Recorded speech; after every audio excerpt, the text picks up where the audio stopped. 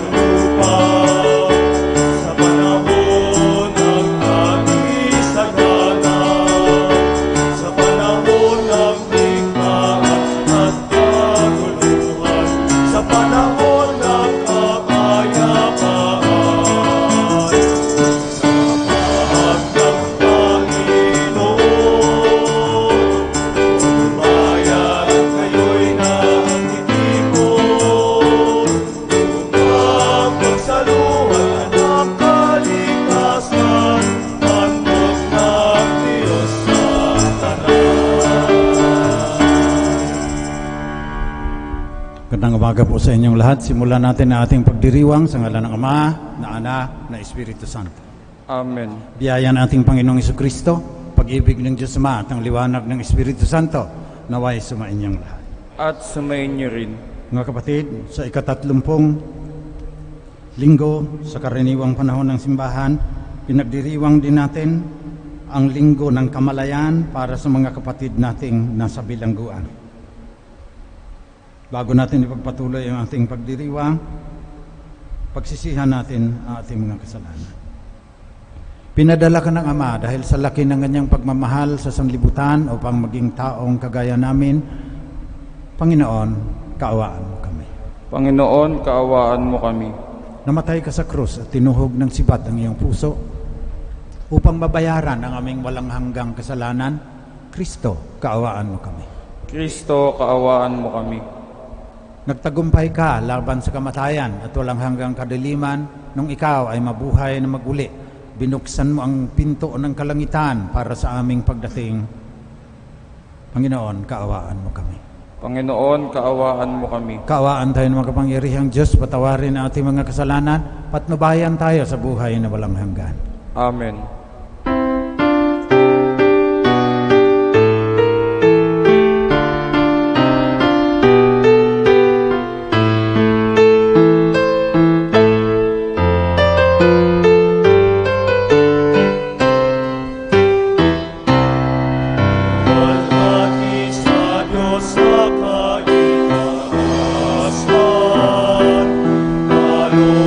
Sa lupa ay kapayapaan.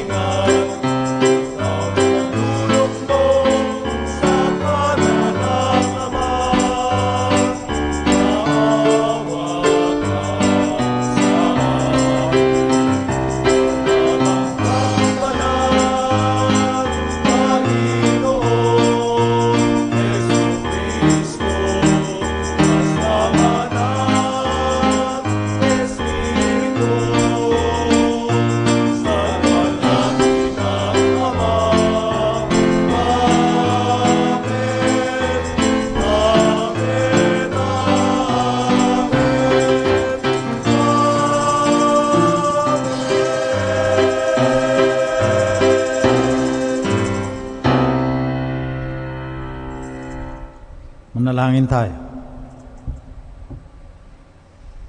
Maraming makapangyarihan, ang pananampalataya, pag-ibig, pag-asa ay iyong dagdagan. Gawin mong mahalin namin ang iyong mga kautusan upang sa mga pangako mo kami maging dapat makinabang sa pamamagitan ni Jesucristo kasama ng Espiritu Santo magpasawalang hanggan. Amen. Paano natin mapatutunayan na wagas ang pag-ibig natin sa Diyos? Ayon sa Exodo, makikita ito sa ating kagandahang loob at pagdamay sa kapwa, lalo na sa mga mahihina, mahihirap, banyaga at mga bilanggo. Ang unang pagbasa. Pagbasa mula sa aklat ng Exodo. Ito ang sinasabi ng Panginoon: Huwag ninyong aapihin ng mga taga-ibang bayan. Alalahanin ninyong ng ibang bayan din kayo sa Ehipto. Huwag din ninyong aapihin ng mga babaeng balo at ang mga ulila. Kapag inapi ninyo sila at dumaing sa akin, diringgin ko sila. Dahil dito, kapuputan ko kayo at lilipulin sa pamamagitan ng digmaan. Sa gayoy mababalo rin ang inyong asawa at maulila ang inyong mga anak. Kapag nangungutang sa inyo ang mga kababayan ninyong mahihirap, huwag kayong hihingi ng tubo tulad ng ginagawa ng mga usurero. Kapag may nagsanla sa inyo ng balabal, ibalik ninyo iyon sa kanya bago lumubog ang araw, sapagkat yun lamang ang pambalot niya sa kanyang katawan. Wala siyang kukumutin sa pagtulog. Kapag siya'y dumaing sa akin, diringgin ko siya sapagkat ako'y mahabagin. Ito ang salita ng Diyos. Salamat sa Diyos.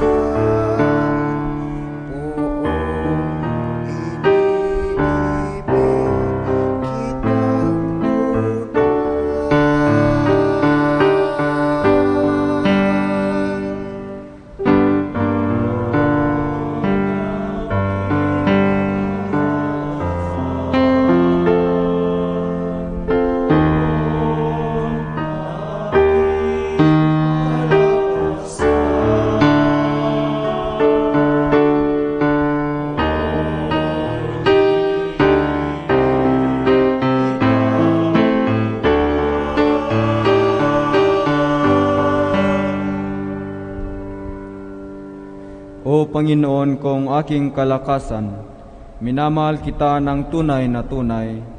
Panginoon, batong hindi matitibag, matibay kong muog at tagapagligtas.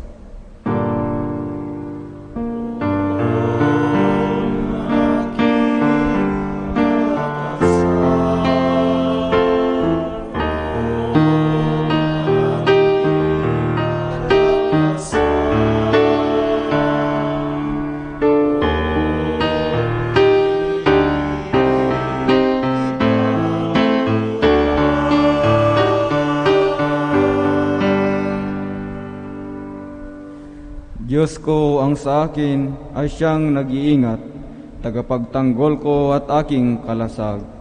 Sa iyo, Panginoon, ako'y tumatawag.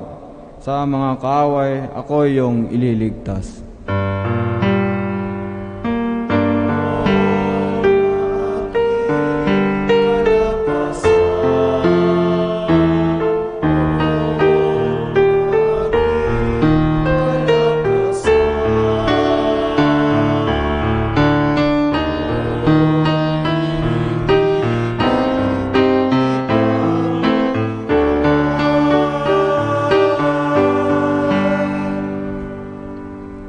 Panginooy buhay, siya ay tagapagligtas, matibay kong muog, purihin ng lahat. Sa piniling hari, dakilang tagumpay, ang kaloob ng Diyos sa kanya hinirang.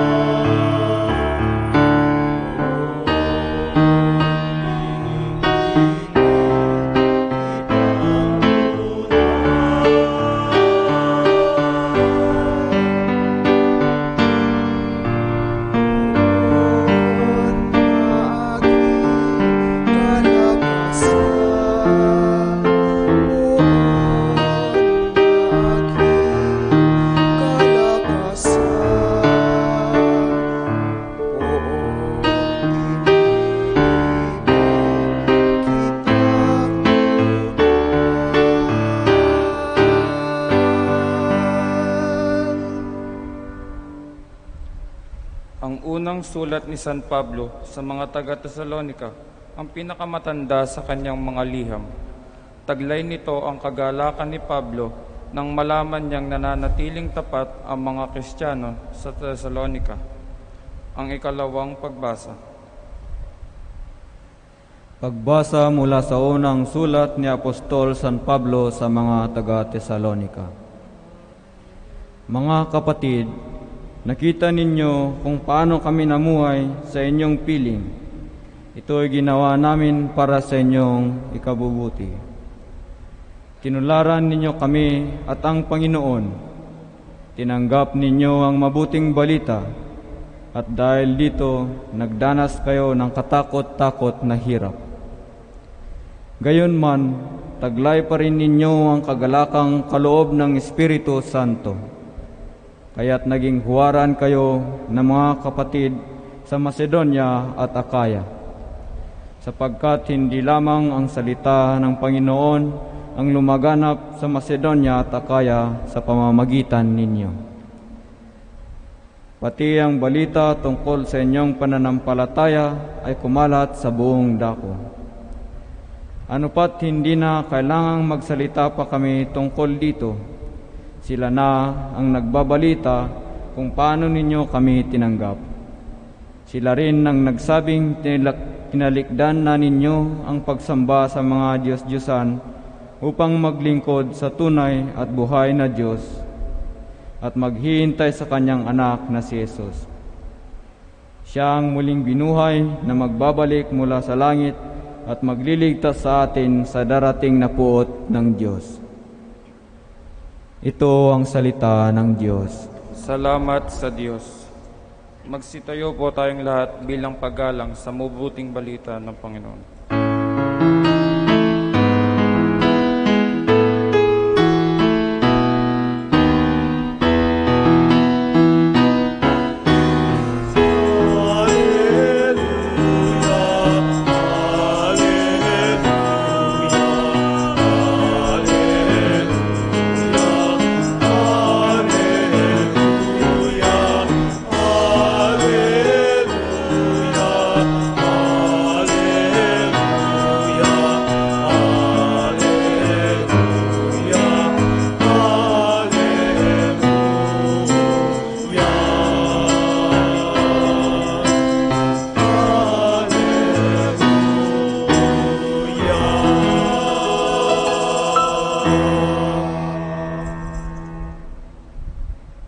Sumainyo ang Panginoon. At sumayin niyo rin. Mabuting balita ng Panginoon ayon kay San Mateo. Papuri sa iyo, Panginoon. Nung panahon ngayon, nagtipon-tipon ang mga Pariseo nang mabalitaan nilang napatahimik ni Jesus ang mga Saduseo. At isa sa kanila, isang dalubhasa sa kautusan, ang nagtanong kay Jesus upang subukin ito. Guro, alin po ang pinakamahalagang utos sa kautusan? Sumagot si Jesus, ibigin mo ang Panginoon mong Diyos ng buong puso, ng buong kaluluwa, ng buong pag-iisip. Ito ang pinakamahalagang utos.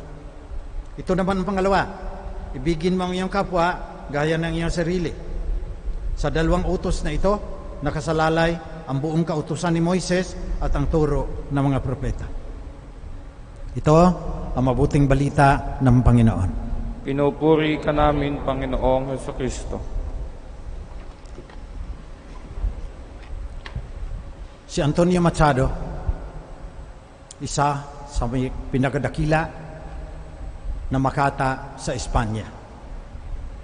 1875, namatay 1939. Ganito ang kanyang sinabi: Bueno es saber que los vasos no sirven para beber.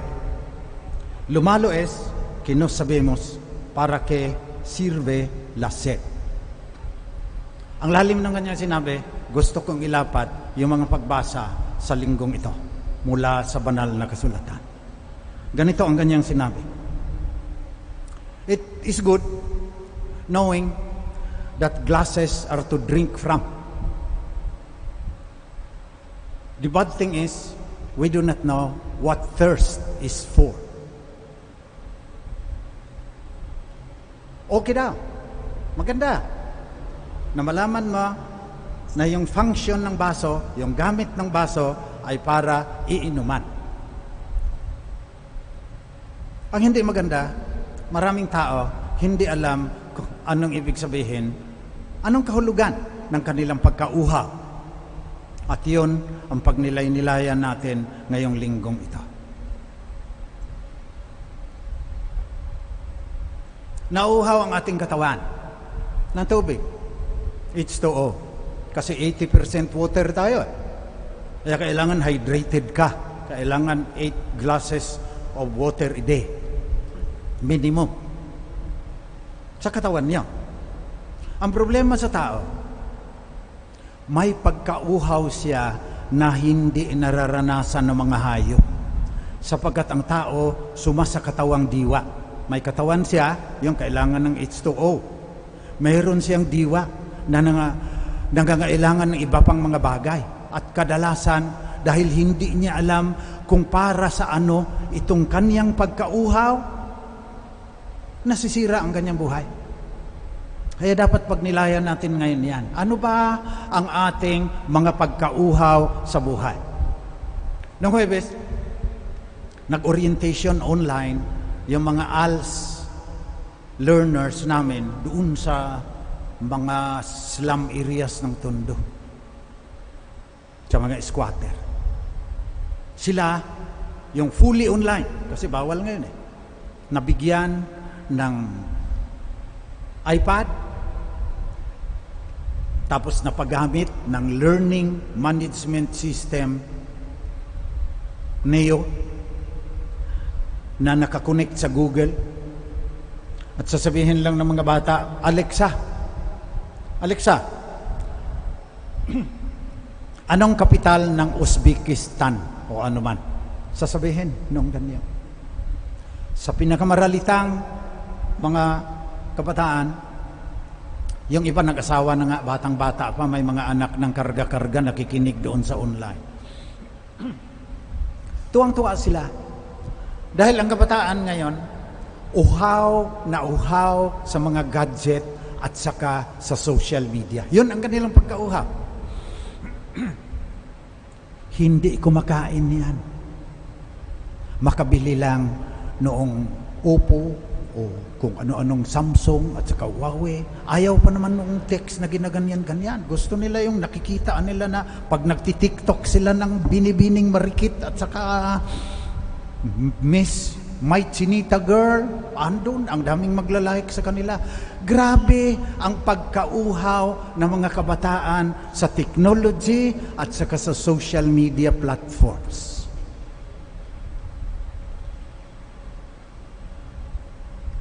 Yung iba,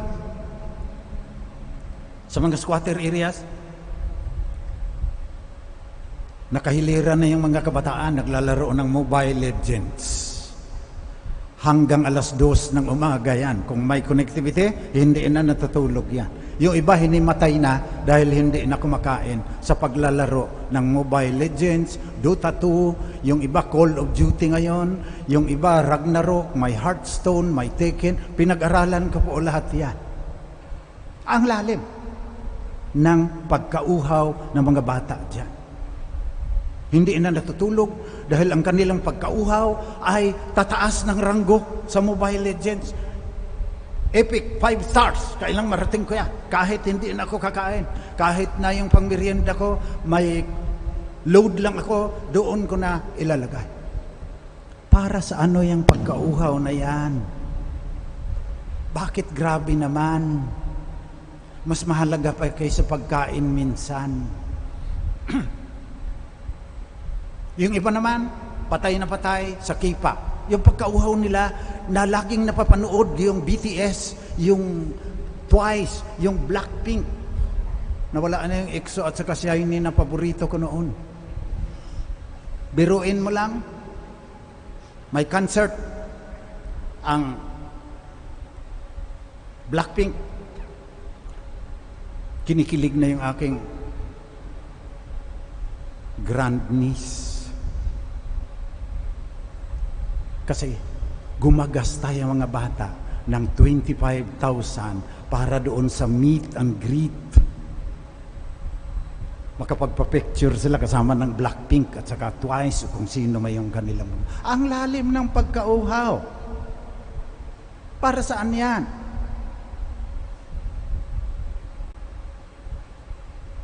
Lumalo es que no sabemos para que sirve la sed. Ang masama, hindi natin alam, hindi natin naunawaan para saan yung pagkauhaw ng ating kaluluwa. Kaya dapat maunawaan natin kung sino tayo. Kung hindi, reality will catch up with you. Pagbabayaran mo rin.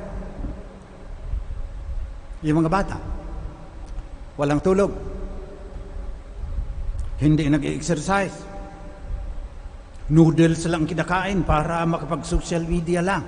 Nagkakasakit yan. Hindi lang sa katawan, kundi sa kaluluwa. May mental health crisis ang Pilipinas sa kanyang mga kabataan. Emotional distress. Kasi hindi alam kung para saan yung pagkauhaw na yan sa technology at saka social media. Kala mo naman yung kanilang mga magulang at saka yung may edad na, alam din. Ang dami rin nating problema. Sumulat ako ng kanta noon, ang buhay ng tao, tigib ng hiwaga. Mahirap malaman saan nagmula. At ang patunguhan, walang katiyakan. Malihim pati ang libingan. Ang yaman, dangal, kagandahan at dunong, hindi sagot sa dakilang tanong. Kamatayay tiyak, ngunit inaasahan, walang hanggang kaligayahan. Ang tunay nating pagkauhaw, sabi ni San Agustin, ay sa mga bagay na hindi ililipas. Kasi, halimbawa, ang thirst mo, makapag-asawa ng kasing gandang lalaki ni Alden, ni Richard Alden, halimbawa, o ni James Reid, kung sino man ang pinapangarap mo. Di napakasal nga kayo. Sasabihin nako, 6 na buwan na lang po ang buhay niyan. Hindi ka tunay na maging maligaya kasi ayaw mo na ang kaligayahan mo matatapos, mapapawi. Kaya kailangan alam natin para ano itong pagkauhaw na itinanim sa kaibuturan ng ating puso. Sabi ni San Agustin, Creaste nos ad te, Domine. Et inquietum est cor nostrum, donec quiescat in te. Nilikha mo ang aming mga puso, o Panginoon, para sa iyo. At hindi kailanman makatagpo ng katiwasayan hanggang hindi magbabalik sa iyo. Donec quiescat in te. Ultimately, sa wakas, ang makapawi lang ng ating pagkauhaw ay ang kawalang hanggan. Hindi yaman, hindi dunong, hindi kagandahan, hindi kapangyarihan na siyang kinauuhawan ng marami. Drugs, sex, pagkain, malalaking kondominium, magagarang mga kotse, andyan nakatuon ang kanilang pagkauhaw. Pagdating ng panahon, pagsisisihan ninyo yan na ang inyong pinagkaabalahan, ang inyong pinaglaanan ng lahat ng inyong buhay ay lilipas. Kaya, inuutusan tayo sa Ebanghelyo ngayon. Ibigin mo ang Panginoon mong Diyos ng buong puso, ng buong kaluluwa, ng buong pag-iisip. Para sa iyo yan. Walang hanggan na yung Panginoon. Hindi niya kailangan yung iyong pagmamahal. Iniutos sa iyo para sa iyo yan. Na kung yung walang hanggang Diyos ang iyong mamahalin at saka lang mapapawi ang pagkauhaw mo sa kawalang hanggan. Donec quiescat in te.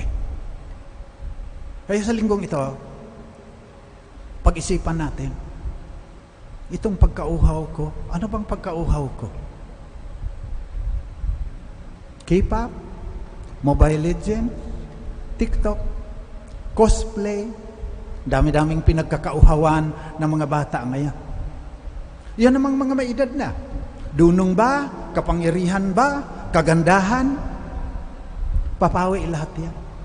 Kahit milyon pa ang gagastahin mo kay Vicky Bello ng liposuction at saka botox at saka kung ano pa, dadating ang panahon. Katotohanan yan eh. Pagtapos dyan mo, ilalaan ang buhay mo at pera. Mali. Ang pagsuri mo kung ano talaga ang katuturan ng iyong pagkauhaw. Lumalo es que no sabemos para qué sirve la sed.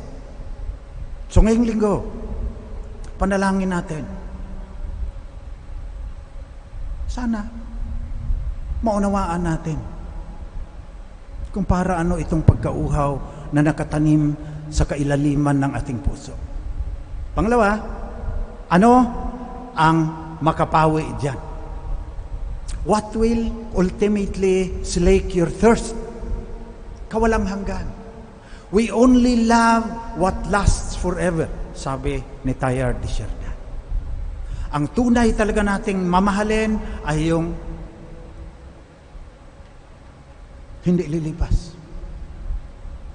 Sapagkat yung yaman, yung dunong magka-Alzheimer's ka lang, kahit 3 pa ang doctorate mo sa Amerika, wala na yun eh. Yung kagandahan, madaling mapawi yan. Batas ng buhay yan eh, na kahit ano pang botox mo, magmumukhang ampalaya ka talaga sa paglipas ng panahon. Kapangyarihan, dadating ang mas makapangyarihan sa iyo, titiradahin ka, wala ka na. Kasaysayan ng buong mundo yan. Nasaan na ang mga emperador? Nasaan na ang mga profesor? Nasaan na ang mga hari?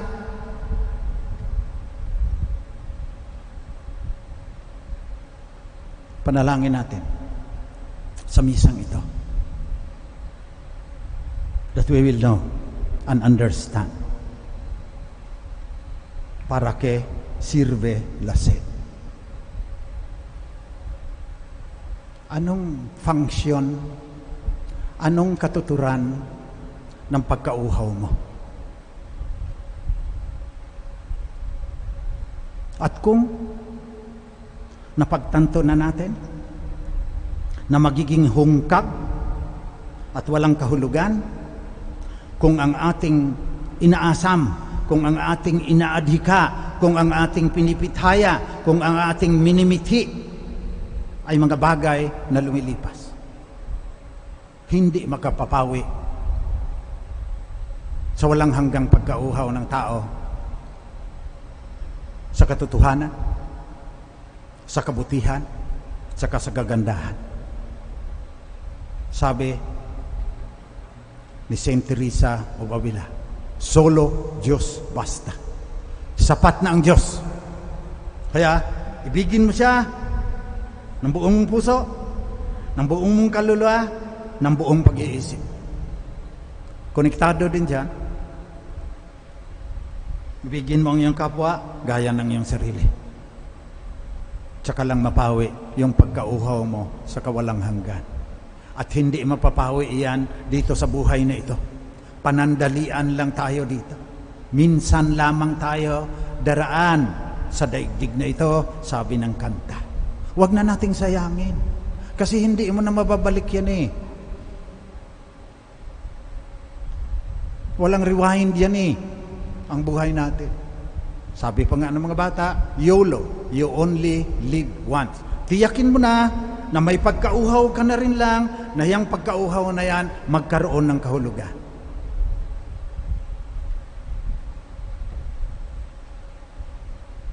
Mahalin mo ang iyong kapwa. Sa unang pagbasa, huwag kang mangapi. Paparusahan kita, sabi ng Panginoon, mang-aapi ka. Kung hindi ka mapaparusahan ngayon, sa kabilang buhay, paparusahan kita. Sana mapagtanto yan ng mga magnanakaw sa gobyerno, yung mga nanggagahasa at nang-aapi ng mga kababaihan, pag babayaran ninyo yan. Pag may nagtanggol, sasabihin ka agad, komunista, baka mapapatay. Pagbabayaran ninyo yan. Kayo lahat ngayon na hindi sumusunod sa utos ng Panginoon na nang-aapi, mabuti pa, makinig kayo sa mabuting balita. May pagkauhaw kayo sa kawalang hanggan, Diyos lang ang tanging makapapawi ng pagkauhaw na yan. Kaya, mabuhay ka para sa Kanya. Mahalin mo siya ng buong puso, ng buong mong kaluluwa. Yun ang panalangin natin sa linggong ito, samantalang nababagabag tayo ng COVID, darating pa yung ekonomiyang pagkasiraan ng ekonomiya natin, may climate change pa, hindi tayo matitinak. Sapagkat ang ating hinahanap ay yung walang hanggan, yung Ama, Anak, at Espiritu Santo sa buhay na walang katapusan.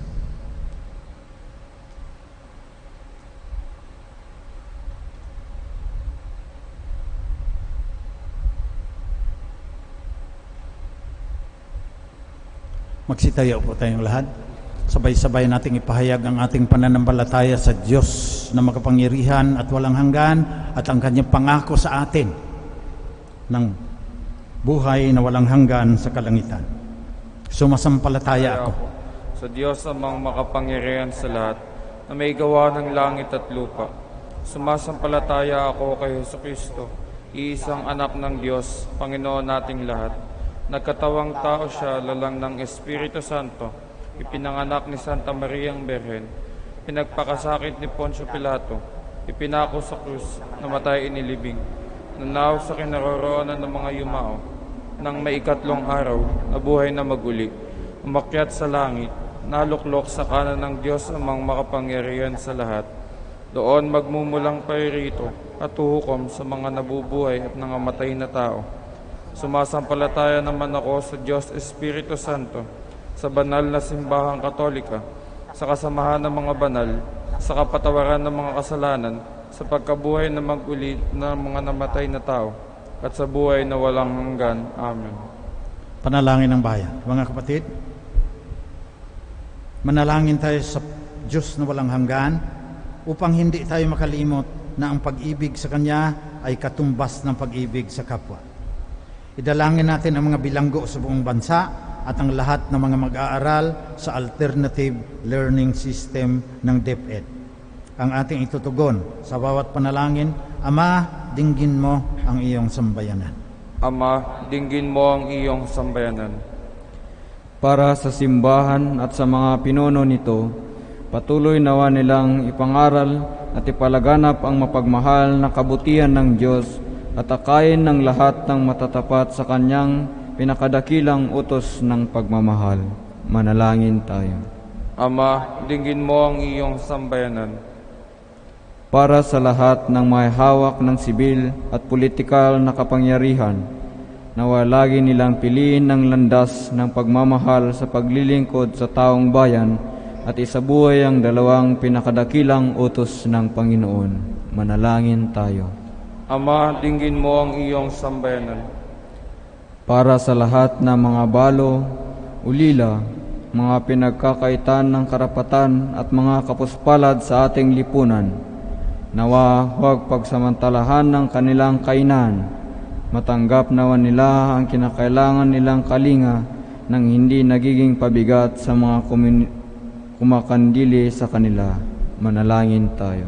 Ama, dinggin mo ang iyong sambayanan. Para sa mga nangangasiwa sa sistema ng hustisya, lalo na iyong mga namamahala sa mga bilanggo, patuloy nawa silang magsagawa ng mga programang makakatulong sa pagbabagong buhay at pagpapanumbalik sa kabutihan ng mga nagkasala sa batas at hikayating manalig sila sa kabutihan ng Diyos. Manalangin tayo. Ama, dinggin mo ang iyong sambayanan. Para sa lahat ng mga frontliners na patuloy na naglilingkod upang masugpo ang paglaganap ng COVID-19 at sa lahat ng dumaranas ng labis na paghihirap dulot ng pandemya, nawa kalingain, pangalagaan at patatagin sila ng Panginoon sa panahon na ito ng kawalang katiyakan. Manalangin tayo. Ama, dinggin mo ang iyong sambayanan. Para sa ating lahat, sa kabila ng mga dinaranas nating kahirapan, manatili nawa ang ating pananalig ng pag-ibig at kabutihan ng Diyos ang pumupuspos sa ating buhay upang harapin ang anumang pagsubok. Manalangin tayo. Ama, dinggin mo ang iyong sambayanan. Para sa lahat ng yumao, lalo na nang dahil sa COVID-19, makamit nawa nila ang tuwa ng buhay na walang hanggan sa piling ng dakilang lumikha. Manalangin tayo. Ama, dinggin mo ang iyong sambayanan. Tahimik nating ipanalangin ng ating sariling mga kahilingan. Manalangin tayo. Ama, dinggin mo ang iyong sambayanan. Pagmahal naming Ama, sa tulong ng iyong banal na Espiritu, maisabuhay nawa namin ang aming pananampalataya at papurihan ka ng walang maliw sa kalangitan sa pamagitan ni Kristong aming Panginoon. Amen.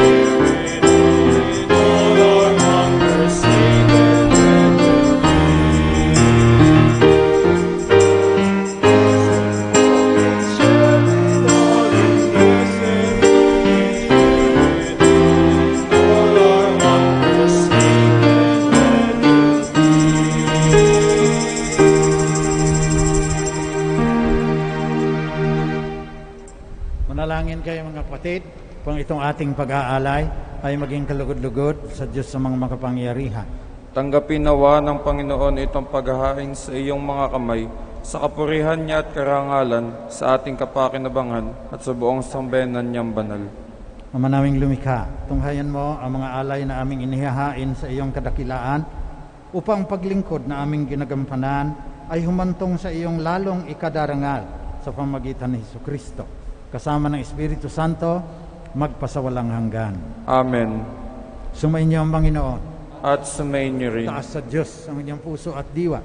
Itinaas na namin sa Panginoon. Pasalamatan natin ang Panginoong ating Diyos. Marapat na siya ay pasalamatan. Manaming makapangyarihan, tunay ngang marapat na ikaw ay aming pasalamatan sa pamagitan ni Hesukristo na aming Panginoon. Lubhang nabagbag ang kaniyang loob sa pagkakamali ng tao sa sansinuko, hayat minabuti niyang siya ipanganak ng birheng bukod mong pinagpala sa babaeng lahat. Sa labi ng imbing kamatayan, kami ay inagaw ng namatay mong anak. Sa pagkabuhay niya, kami kanyang binuhay, upang kaugnayan namin sa iyo ay huwag magwakas. Kaya kasama ng mga anghel na nagsisiawit ng papuri sa iyo, nang walang humpay sa kalangitan, kami nagbubunyi sa iyong kadakilaan.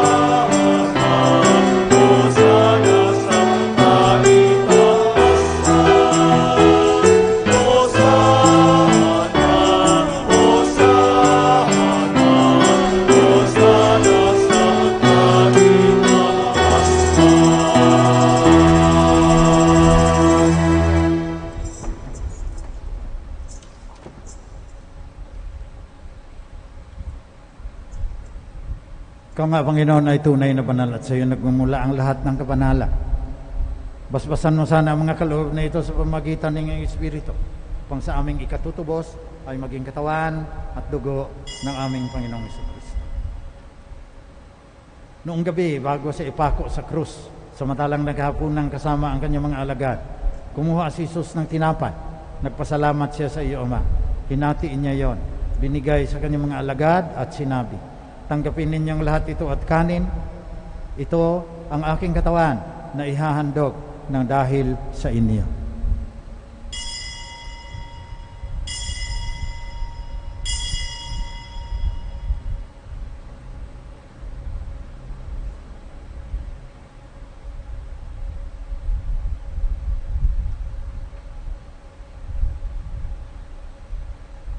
Sa ganun paraan, pagkatapos ng hapunan, kinuha ni Jesus ang kalis. Muli siyang nagpasalamat sa iyo, Ama. Binigay niya ang kalis sa kanyang mga alagad at sinabi, tanggapin ninyong lahat ito at inumin. Ito ang kalis na aking dugo, ng bago at walang hanggang tipan. Ang aking dugo na ibubuhos para sa inyo at para sa lahat sa ikapagpapatawad ng mga kasalanan. Gawin ninyo ito, panglagi ninyo akong maalaala.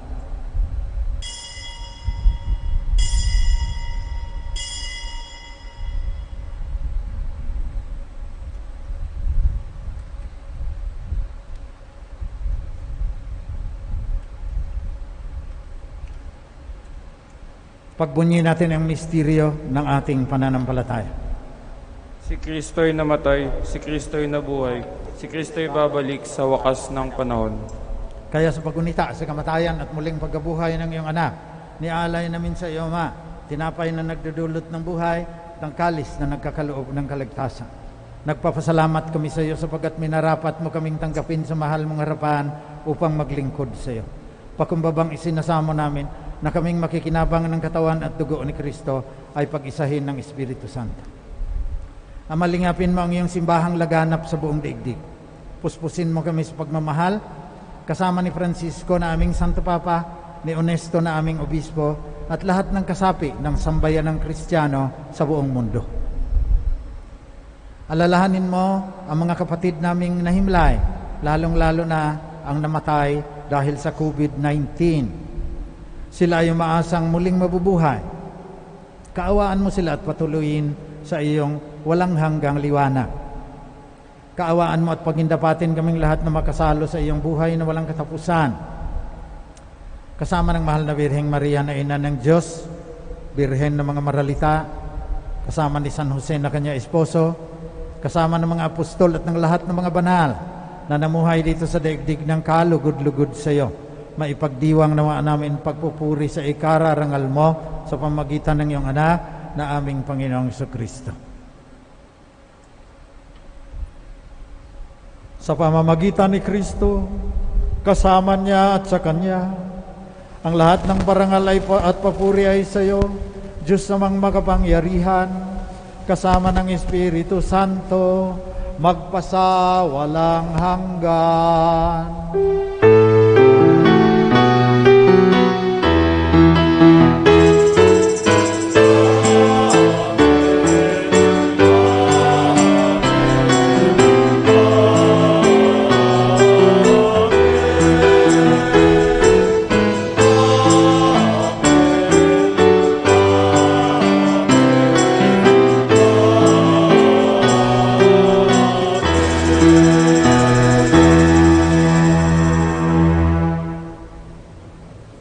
Puno ng tiwala at pagmamahal sa ating Ama sa Langit, manalangin tayo ayon sa turo ni Jesus, ang banal na diwa na anak ng Diyos.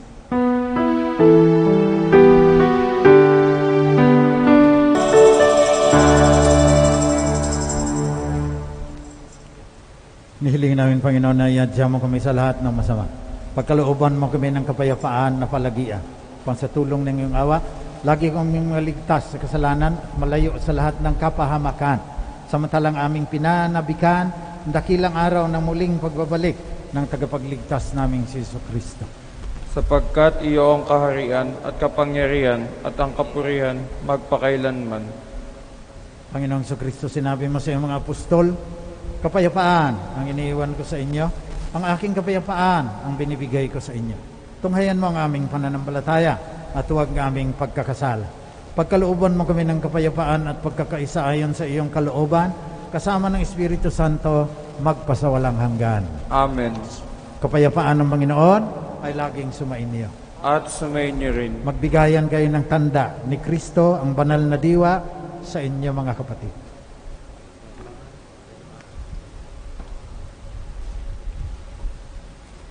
Kordero ng Diyos na nag-aalis ng mga kasalanan ng sanlibutan, maawa ka sa amin. Kordero ng Diyos na nag-aalis ng mga kasalanan ng sanlibutan, maawa ka sa amin. Kordero ng Diyos na nag-aalis ng mga kasalanan ng sanlibutan, ipagkaloob mo sa amin ang kapayapaan.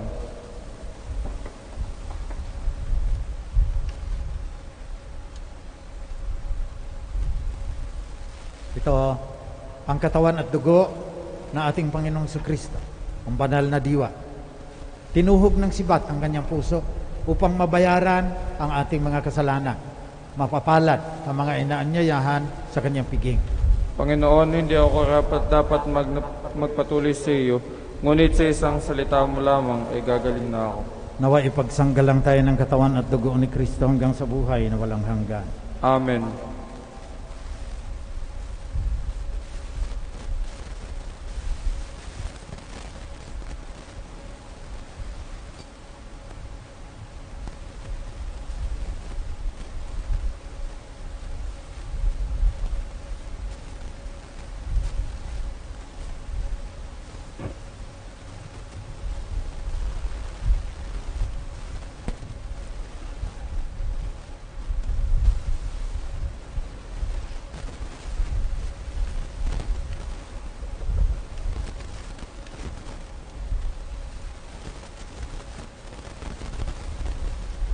Espiritual na pakikinabang. Aking Jesus, nananalig akong ikaw ay nananahan sa pinakabanal na sakramento. Mahal kita ng higit sa lahat ng bagay at nais kong tanggapin ka sa aking kaluluwa. Subalit sa sandaling ito, ikaw ay hindi ko matatanggap sa banal na komunyon. Naway tanggapin kita ng espiritual sa aking pagnanais na ito at pumasok ka sa aking puso. Niyayakap kita ng paraang naririto ka na sa akin at pinagkakaisa ko ang aking sarili sa iyo. Huwag mong hayaang ako ay mawalay sa iyo. Amen.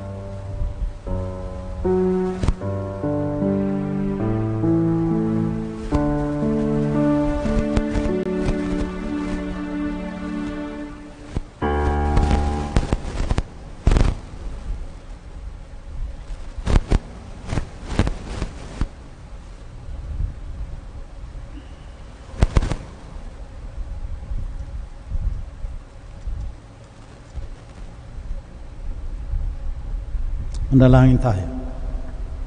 Manaming mapagmahal, maging lubos nawa ang aming pakikinabang sa tinanggap namin sa piging mong banal, upang ang aming ginaganap ng lantaran ay siyang aming makamtang tunay sa pamamagitan ni Jesucristo, kasama ng Espiritu Santo, magpasawalang hanggan. Amen. Oratio Imperata. Makapangyarihang at mapagmahal na Ama, lumalapit kami sa iyo sa aming pangangailangan upang hilingin ang proteksyon laban sa COVID-19 na nagpapahirap sa marami at kumikitil na maraming buhay. Nagmamakaawa kami, mapagmahal na Ama, nagabayan mo ang mga taong nag-aaral kung saan nanggagaling at sanhi ng epidemyang ito. At sa mabilis na gabayan mo ang mga kamay at isipan ng mga eksperto sa medikal na maaari silang maglingkod sa mga may sakit na may kakayanan at pakikiramay, at sa mga gobyerno at pribadong ehensya ay silang dapat makapaghanap ng lunas at solusyon sa epidemyang ito. Iligtas mo kami sa lahat ng uri ng karamdaman, pagalingin mo ang may sakit, at buhayin mo sa amin ang upang kagalingan namin sa bawat isa.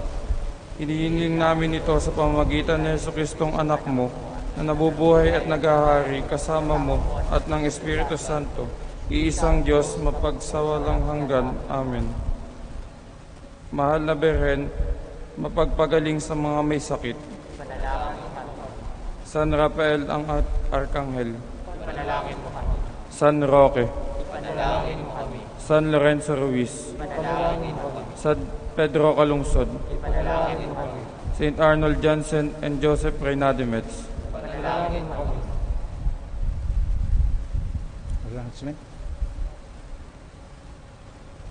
Magandang malaman na ang baso para iinuman.